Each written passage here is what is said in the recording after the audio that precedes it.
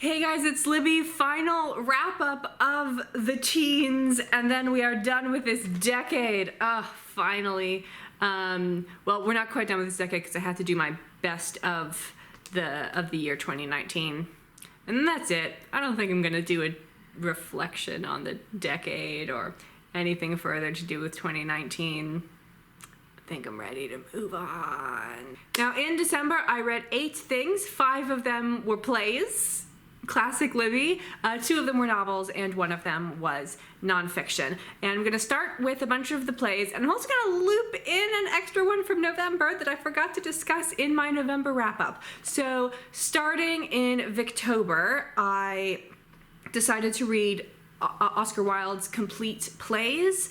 I didn't get that done in Victober like I had kind of wanted to, but I finished up his plays in November and December. And you know, initially I was like, oh, I'll do this interesting project and then do a video about Oscar Wilde's plays, and I am feeling so uninspired by it because his plays are not that great. And I'm very sad to say that the more Oscar Wilde I read, the less I like him. And you know, it might have been better to just stop at Picture of Dorian Gray. So back in November, I read his play, The Duchess of Padua, and I had actually just kind of conflated that with his other play, Vera, which is why I forgot to discuss it in my November wrap-up.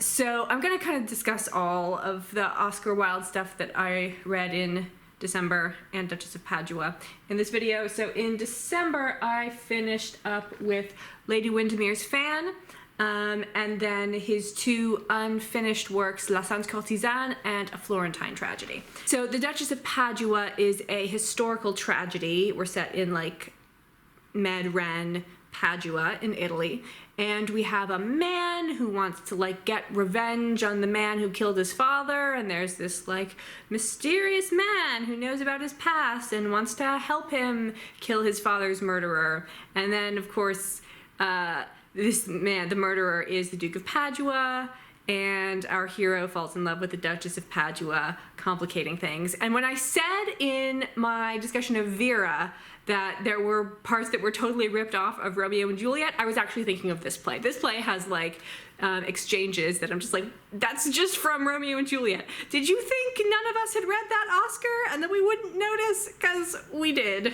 It is very schlocky and not good, and I hate to be the one to say this, but I do not think Oscar Wilde can write a serious heterosexual romance. He can write a goofy heterosexual romance in his comedies, but they should have just let him write his gay stories because he can't write about straight people. I sound very down on it now. I did give it a 2.5 stars. It's like competently constructed, but you guys don't need to read it. But now moving on to December, I read Lady Windermere's Fan, which is one of his comedies.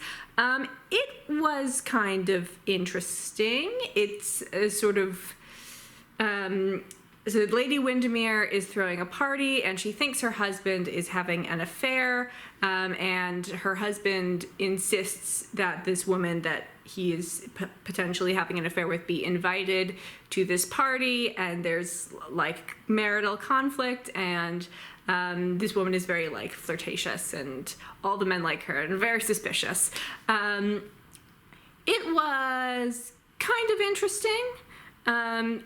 This seems like something that would be better done on stage, where the director could cut some of the boring bits and like tighten it up, and where you'd have more opportunities for like comedy in the timing and the gestures. Overall, I gotta say of Oscar Wilde's plays that his comedies read like Georgia Bernard Shaw without the pep, and his tragedies read like Henrik Ibsen without the punch. And I would just rather read a Shaw or an Ibsen any day.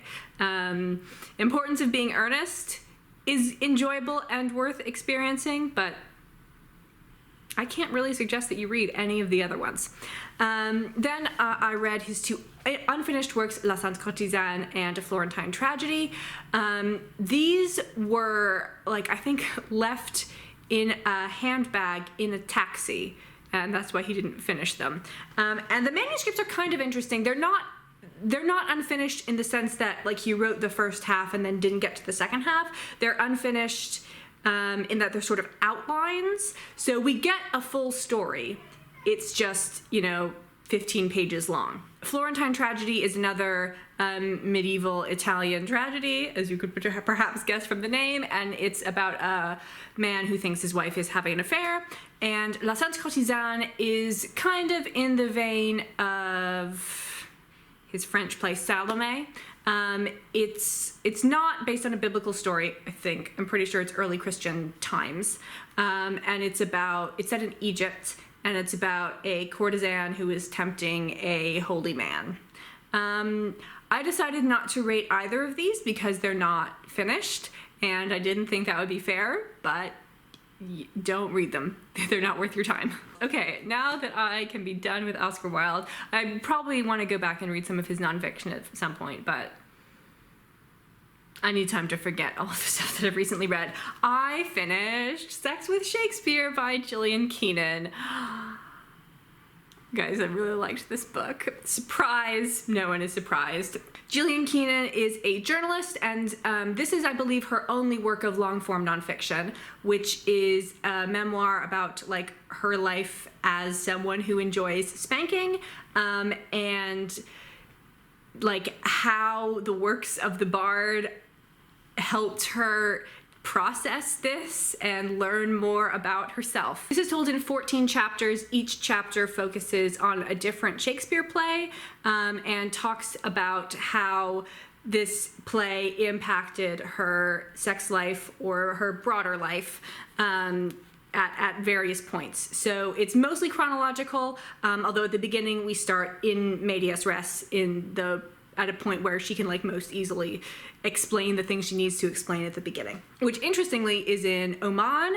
Jillian has lived in very interesting places, and if you're not in this for the Shakespeare analysis or the fetish memoir, you should maybe be in it for the travel memoir. She's from Phoenix, Arizona, and she went to school in Stanford, but she has also traveled to and lived for a while and writes about Oman, various places in Spain, Central America. She's hopped around a few countries there, and strangest of all, North Dakota.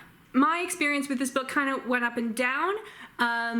The first two chapters, I really enjoyed them for the most part. There is like a lot of good Shakespeare analysis as well as like her life being really interesting.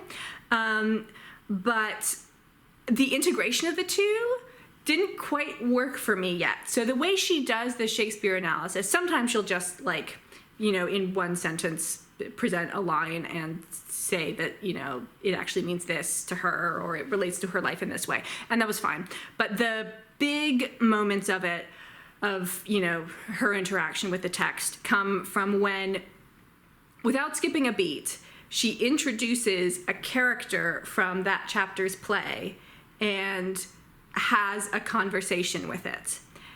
And as I was reading it, I was kind of like, Jillian, do you think that Caliban is real and that you really saw him and had a conversation with him? Because I don't think that happened, and I don't think that you think that happened, but you're writing like it did, and this is a little bit strange. But by the third chapter, I was more comfortable with it. I was like, okay, this is just a literary device. She does not actually think this happened. She is not actually delusional. But once I had finally accepted that, the Shakespeare analysis kind of took a nosedive, and chapters, I want to say 3 through 6 or 7, were much more just the memoir, and the Shakespeare analysis didn't really seem to be fitting. It seemed kind of forced.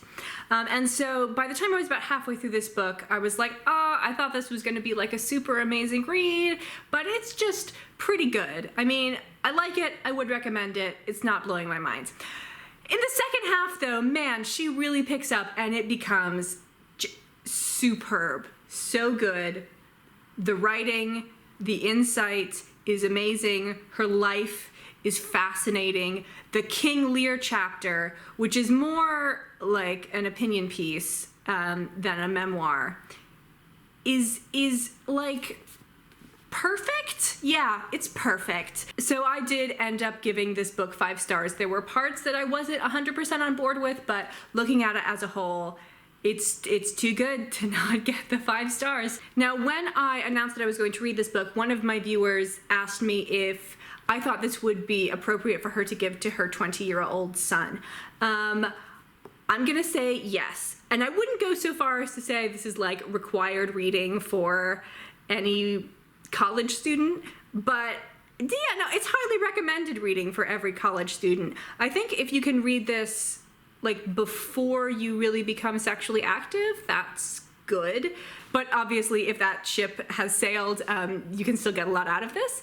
Now, there are explicit, sexualized, consensual spanking scenes, which I, as someone who am not into spanking, occasionally had a difficult time getting through. I, of course, have no way to understand how someone who does enjoy spanking would receive those parts, but you know, Jillian acknowledges, like, it's not like spanking doesn't hurt. It does hurt. It just also is pleasurable. And as someone who doesn't experience pleasure and only experiences the pain, like, I can only read that and understand her pain. So sometimes, or like on a gut level only, on a gut level, I only experience the pain. On an intellectual level, I understand both the pain and the pleasure, but the gut is just like, ugh. But a lot of the thought she has about spanking as part of her sexuality, I think, is like relevant for anyone who is sort of figuring out their sexuality. This goes double for people with nonconformist sexualities, so queer people or people who are into kink. But even if you're not, if you are like the most vanilla straight person who's ever existed, when you're like first figuring out how and why you want to do sex, or if you want to do sex, you feel gross and weird. And I think this book is really helpful for people who are at the phase where they're feeling gross and weird about their sexuality. So I do highly recommend this book. The only group of people that I think might not get like the most out of it is people who have read a lot of Jillian Keenan's journalism, because I think several of her articles have been adapted into chapters of this book, and so it may be repetitive and unnecessary to you. I don't think all of the chapters were, though, and she also writes about how the original articles were received, which could be interesting. But on the other hand, if you are like closely following her journalism, you probably want to read her book, / have already read her book. So yeah. Highly recommends. Then the next thing that I finished was the novel Mary, subtitled A Fiction, by Mary Wollstonecraft. Mary Wollstonecraft, if you don't know, was a 18th century feminist writer, late 18th century feminist writer, and also the mother of Mary Shelley. I am kind of in the middle of a project of reading the writings, or at least the novels, of the parents of Mary Shelley. I read her father's book, Caleb Williams, in September, and I've just finished up Maria, which is another book by Mary Wollstonecraft. So I want to do like a video talking about all 3 of those books. So I'm not going to go too in depth here. This has a lot of hallmarks of the pre-Jane Austen Georgian novel. Our main character is a young lady who is sort of entering society and figuring it out. The twist here is that most of those are comedies, and this one is a tragedy, which means it was bleak. Oh man, it was a bummer. Our main character, Mary, for most of the book is an orphan, and when her mother was dying, she asked her to marry this guy that Mary doesn't really know, so Mary marries him, and then they pretty much never see each other, and it's basically like they're not married, but she is still married, which means she can't marry somebody else, and this causes her great pain. She does have a very close female friend who's someone in the village that she gets to know, and when this friend becomes ill, they have to, you know, travel to warmer climes together, and the phrase actually used in the text to describe their relationship is romantic friendship. I had forgotten that that was a term that they actually used in the Georgian period, and I thought that was just like Pomo academics analyzing 18th century literature, but it is described as a romantic friendship. And when I read that, I was like, oh, please be a gay novel, please be a gay novel. Guys, it was not a gay novel. So this one, not that good. 2.5 stars. I'll give you a spoiler right now and let you know that Mariah is better. But we'll talk about that more in my Mary Shelley's Parents video and in my January wrap-up. Then the next book that I finished in December was not one that I was planning to read, but on Christmas Eve and Christmas Day, I was really sick. It sucked, so I just pretty much lay in bed the whole day and like had a giant pile of tissues to deal with the juiciness in this area. I had a bunch of cough drops, and I didn't really eat anything. I think my diet consisted of cough drops and tea. And so I decided to read a nice novel about people kissing. I read a romance novel for Christmas. I did not read one of the many, many hundreds of Christmas romance novels. I decided to go to an author that I was familiar with. I picked Jennifer Ashley, who has written a series that I've read most of the books in. It doesn't have a great series title. Goodreads calls it The Mackenzies and McBrides, because all of our books have at least one character from those two families. And what I had noticed reading her previous novels is that she writes like kind of one good one and then a bunch of not so good ones. So in any group of like 4 or 5, one of them will be quite good and the rest of them will be eh. So I was looking at what I hadn't gotten to yet. I'd gotten up through maybe book 10. And the next 3 in publication order, none of them sounded that good. And I was like, gonna take a dive. Skip all of those. They're prequels, so it's not like there's any plot being advanced. And just go to the next one in the sequential order, which is called A Rogue Meets a Scandalous Lady. And both the title and the cover are ridiculous. What is this woman wearing? It's kind of hideous, but also I want it.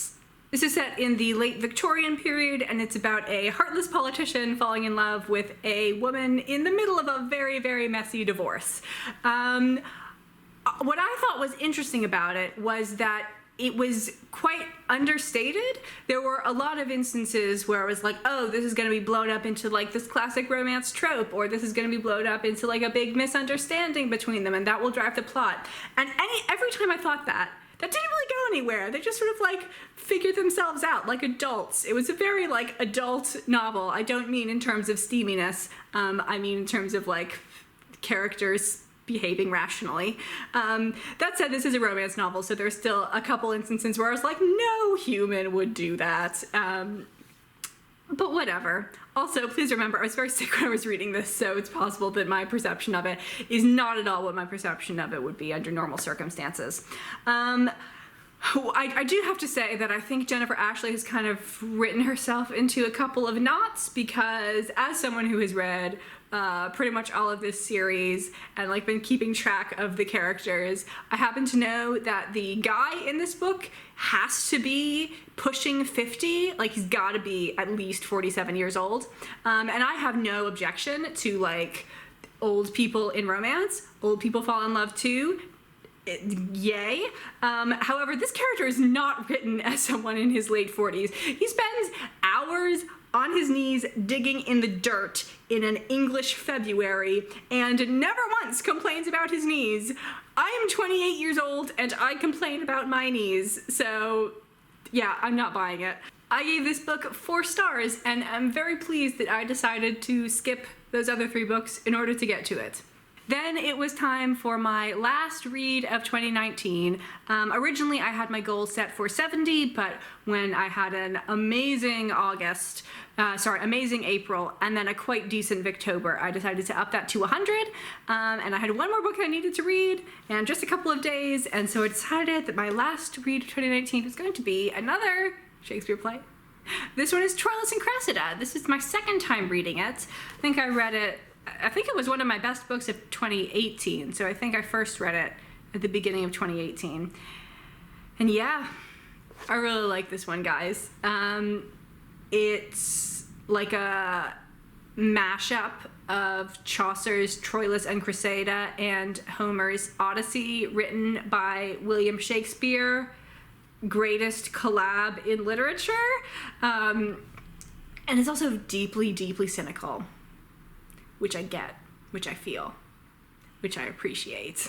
So although I suspect many people will disagree with me, I consider this book to be a 5-star book, and I will go on at length about it in some future Bard Book Club video. And that wraps up my 2019 reading. Oh, so glad to be done with this. Okay, I'm gonna go film best books of 2019, and then onward and upward, friends.